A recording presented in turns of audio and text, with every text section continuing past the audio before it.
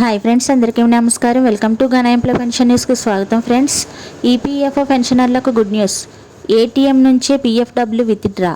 ఆ వివరాలు ఏంటో వీడియోలో తెలుసుకుందాం. ఫ్రెండ్స్, వీడియోని ఎక్కడ స్కిప్ చేయకుండా చూడండి. మా వీడియో మీకు నచ్చినట్టయితే మా ఛానల్ లైక్ చేయండి, షేర్ చేయండి, సబ్స్క్రైబ్ చేయండి. ఫ్రెండ్స్, ఇక లేట్ చేయకుండా అయితే వివరాల్లోకి అయితే వెళ్ళిపోదాం. పీఎఫ్ ఖాతాదారులకు కేంద్ర ప్రభుత్వం సరికొత్త శుభవార్త వినిపించనుంది. భవిష్య నిధి నుండి డబ్బులు తీసుకోవడం ఇకపై చాలా సులభం కానుంది. ఇప్పటి వరకు నిధులు కావాలంటే ఆన్లైన్లో దరఖాస్తు చేసి రోజుల తరబడి వేచి ఉండాల్సి వచ్చేది. ఈ ఇబ్బందులకు తొలగించడానికి ఈపీఎఫ్ఓ సంస్థ 2026 నుండి ఏటీఎం ద్వారా నగదు తీసుకునే వెసులుబాటు కల్పించనుంది.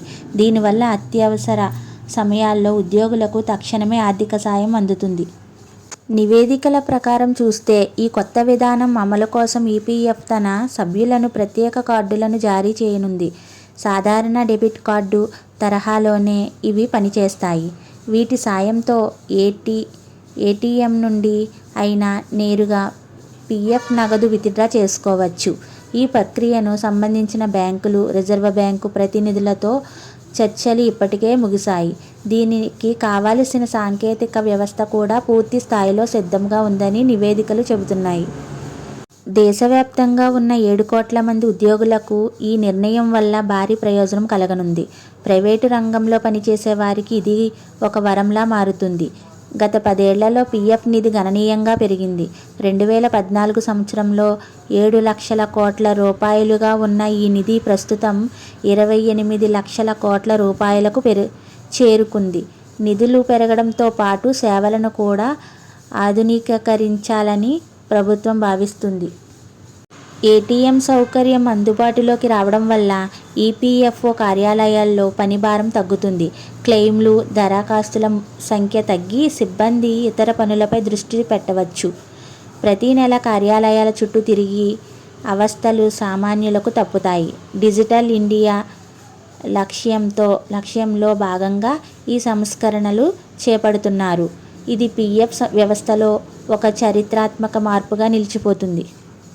ఏటీఎం ద్వారా డబ్బులు తీసుకునే విషయంలో కొన్ని నిబంధనలు కూడా ఉండనున్నాయి. భద్రతా కారణాల దృష్ట్యా విత్డ్రా చేసే నగదుపై పరిమితి విధించే అవకాశం ఉంది. ఒకేసారి ఎంత తీసుకోవాలి, నెలకు ఎన్నిసార్లు తీసుకోవాలి అనే విషయాలపై కసరత్తు జరుగుతుంది. త్వరలోనే ఈ నిబంధనలపై ప్రభుత్వం అధికారికంగా ప్రకటిస్తుంది.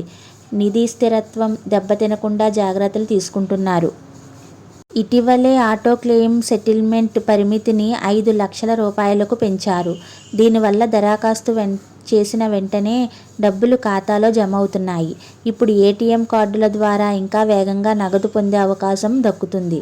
సామాన్యులకు ఆర్థిక భరోసా కల్పించడమే ఈ నిర్ణయాల ప్రధాన ఉద్దేశం. అత్యవసర వైద్య ఖర్చులు లేదా ఇతర అవసరాలకు ఇది బాగా ఉపయోగపడుతుంది. ఈ కార్డుల జారీ ప్రక్రియ వచ్చే ఏడాది ప్రారంభం కావచ్చు.